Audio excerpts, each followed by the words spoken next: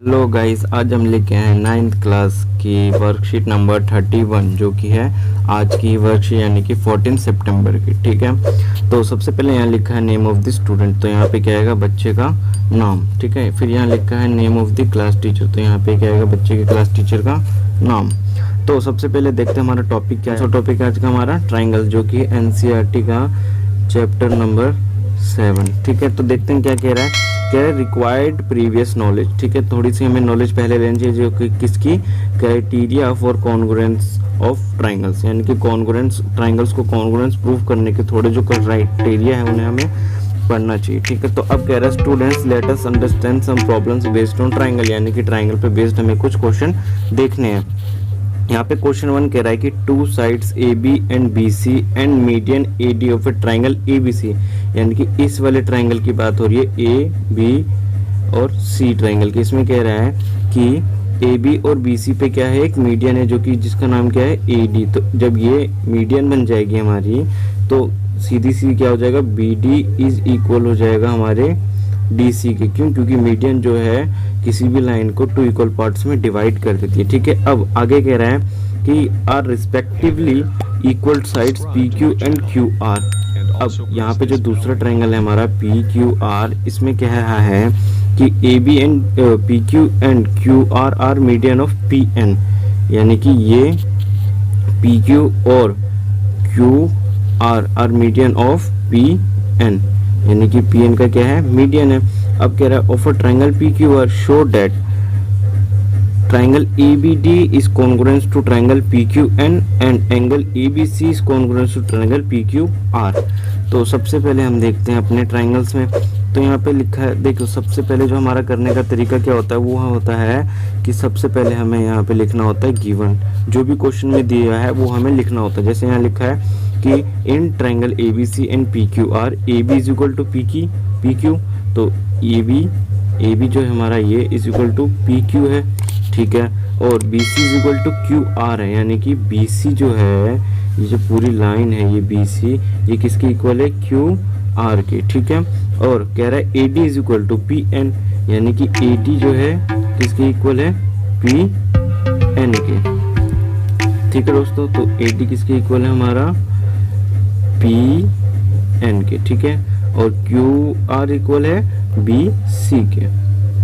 ठीक है, अब आगे अब ये हो गया हमारा सारा का सारा गिवन, जो हमें गिवन दे रखा है। अब गिवन के बाद हमको लिखना होता है टू प्रूफ, यानी कि हमें प्रूफ करने के लिए कह क्या रहा है। तो सबसे पहले कह रहा है कि ट्राइंगल ए बी डी को कॉन्ग्रुएंस करना है किसके पी क्यू एन के। तो यहाँ पे देखेंगे ट्राइंगल ए बी डी कहाँ है, ये है ए बी डी, यानी कि हमें इस वाले ट्राइंगल को किसके पी क्यू एन के दिखाना है, यानी कि पी क्यू एन इस वाले ट्राइंगल्स के कॉन्ग्रुएंस दिखाना है। ठीक है, तो अब अगला क्या कह रहा है प्रूफ में, अगला कह रहा है सेकंड जो कह रहा है प्रूफ के लिए वो कह रहा है कि ट्राइंगल ए बी सी को, यानी कि ए बी सी को इस पूरे ट्राइंगल के कॉन्ग्रुएंस हमें दिखाना है। ठीक है, अब आगे बढ़ते हैं। आगे कह रहा है प्रूफ, यानी कि अब यहाँ से हमारा स्टार्ट हो गया क्या आंसर।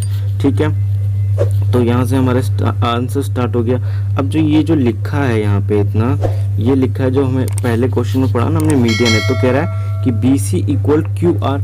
बी सी जो है सॉरी ये जो बी सी है हमारा ये किसकी इक्वल है क्यू आर की इक्वल है। ठीक है जी, DE is equal to 1/2 B C is equal to 1/2 Q R, क्योंकि यहाँ पे ये क्या है ये एक मीडियन है। तो मीडियन होने से ये जो हमारा है बी सी ये इन दोनों डिवाइड हो जाता है इक्वल पार्ट्स में, इस ये भी इन दोनों इक्वल पार्ट्स में डिवाइड हो जाता है, यानी कि Q N is equal to N R.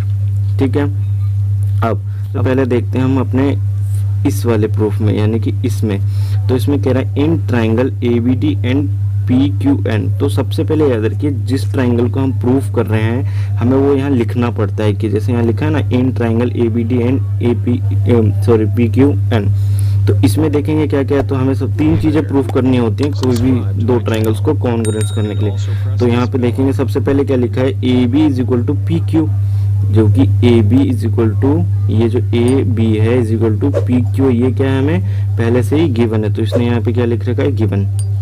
ठीक है, अब दूसरा कह रहा है कि A D is equal to P N, अब यहाँ पे भी है हमें पता है कि AD जो है PN के इक्वल है, तो ये भी हमारा क्या है, गिवन है। अब कह रहा है BD is equal to QN, ये जो BD है ये इज इक्वल टू QN है, क्योंकि यहाँ पे हमने अभी इसको प्रूव किया है, तो यहाँ पे इसने इसलिए लिखा है फ्रॉम 1। ठीक है, अब तीन चीज़ें हो गई हमारे पास। तो जब हमारे पास कोई भी तीन चीज़ें हो जाती है दो ट्राइंगल्स की इक्वल, तो हम उसे एक रूल, किसी भी रूल क्राइटेरिया के अंडर कॉन्ग्रुएंस प्रूफ कर सकते हैं। जैसे यहाँ पे हमारे पास क्या क्या है, ये भी एक साइड है, ये भी एक साइड है और ये भी एक साइड है, तो ये तीनों ही क्या है हमारे पास, साइड है। तो हमारे पास तीनों साइड के लिए कॉन्ग्रुएंस रूल होता है जो कि कहलाता है SSS, यानी कि साइड साइड साइड रूल। ठीक है, तो यहाँ पे हमने इसने सीधा लिख दिया है कि so triangle ABD is congruence, ये कॉन्ग्रुएंस का साइन होता है, triangle ABD is congruence to triangle PQN by SSS rule. ठीक है दोस्तों, तो यहाँ पे हमारा पहला प्रूफ हो गया। अब हम आते हैं सेकंड की तरफ। सेकंड की तरफ हमें क्या प्रूफ करना था कि ये पूरा ट्राइंगल जो है इस पूरे ट्राइंगल के कॉन्ग्रुएंस है। ठीक है, तो देखते हैं कैसे हुआ। तो हमें पता है कि कॉन्ग्रुएंस प्रूफ करने के लिए हमें तीन चीजें प्रूफ इक्वल करनी होती है। तो देखते हैं, कह रहा है कि in triangle ABC and triangle PQR AB is equal to PQ, जो कि क्या है, गिवन है। AB is equal to PQ, हाँ भैया गिवन था। BC is equal to QR, BC is equal to QR, तो ठीक है ये भी गिवन था। अब यहाँ पे कह रहा है ट्राइंगल ABD, ट्राइंगल ABD यानी कि ये वाला ट्राइंगल, कौन सा, ये वाला ट्राइंगल किसके इक्वल है, ट्राइंगल PQN के, यानी कि ये वाले ट्राइंगल के। ठीक है, कौन से ट्राइंगल के, ये वाले। तो यहाँ पे भी तीन चीजें प्रूव हो गई। अब सीधा इसने यहाँ लिख दिया कि so triangle ABC is congruence to triangle PQR by SAS rule, क्योंकि यहाँ पे एक हमारे पास साइड है, दूसरी भी साइड है और तीसरा क्या है, एक एंगल है। ठीक है, तो ये था हमारा पहला कॉलम का टॉपिक। अब हम आगे बढ़, अब हमारा सेकंड क्वेश्चन, जो फर्स्ट क्वेश्चन था वो क्या कह रहा था, फर्स्ट क्वेश्चन में हमें क्या करना था, तो सबसे पहले हमें गिवन देखना है। गिवन देखते हैं हम, गिवन कह रहा है कि ABC is an isosceles triangle. ठीक है भैया, ABC क्या है, आइसोस्केलस ट्राइंगल है, और AB is equal to AC, क्यों, क्योंकि आइसोस्केलस की दो साइडें इक्वल होती हैं। अब AD इज एल्टीट्यूड, तो जब AD एक एल्टीट्यूड है, जब AD एक एल्टीट्यूड है, तो ये दोनों ट्राइंगल कितने एंगल जो कितने के बन जाएंगे, ये बन जाएंगे हमारे दोनों के दोनों 90 के, यहाँ लिखा है ना, triangle ADB is equal to triangle ADC is equal to 90 का।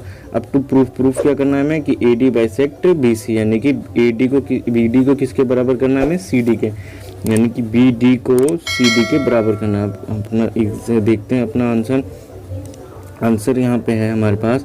प्रूफ में क्या कह रहा है कि जब ये दोनों ट्राइंगल है, तो हमारे पास यहाँ पे D है, यहाँ पे C है, यहाँ B है और यहाँ पे A।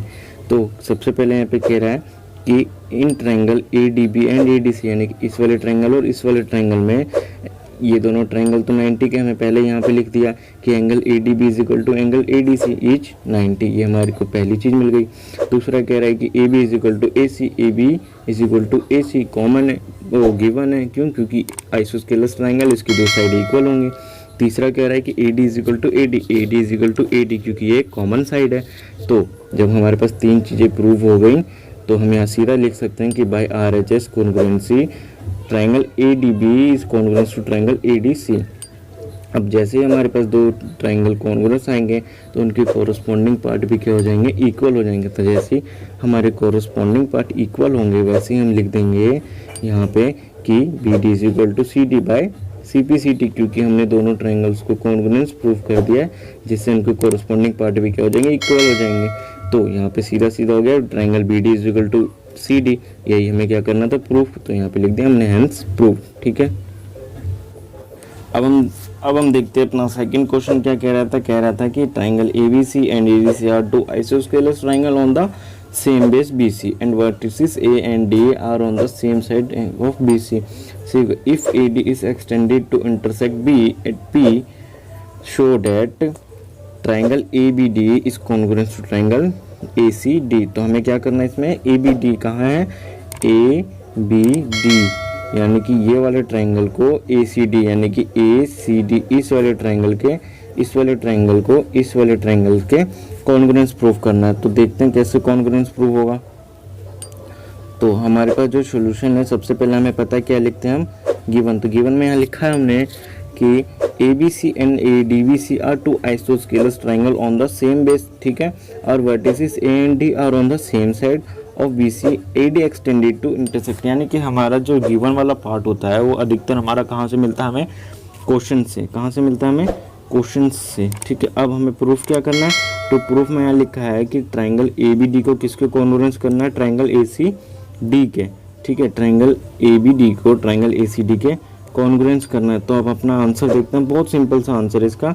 तो इसमें देखेंगे हम ट्राइंगल ABD, इसमें लिखा है in triangle ABD and triangle ACD, यानी कि कुछ ऐसा ट्राइंगल था हमारे पास, तो हमें इस वाले ट्राइंगल को ABD तो ACD इस वाले ट्राइंगल को इस वाले से प्रूव करना था। तो यहाँ पे लिखा है AB is equal to AC, AB is equal to AC क्यों, क्योंकि ये एक आइसोस्केलस ट्राइंगल तो इसलिए उसकी दो साइडें इक्वल हैं, ठीक है। Since ABC is an isosceles triangle, AD is equal to AD, AD दोनों में क्या आ रहा है, कॉमन आ रहा है, इसलिए ये कॉमन साइड है। और BD is equal to DC, BD is equal to DC क्यों, सिंस BDC भी एक, ये जो छोटा वाला ट्राइंगल था ये भी तो एक आइसोस्केलस था, तो ये बराबर इसके होगा।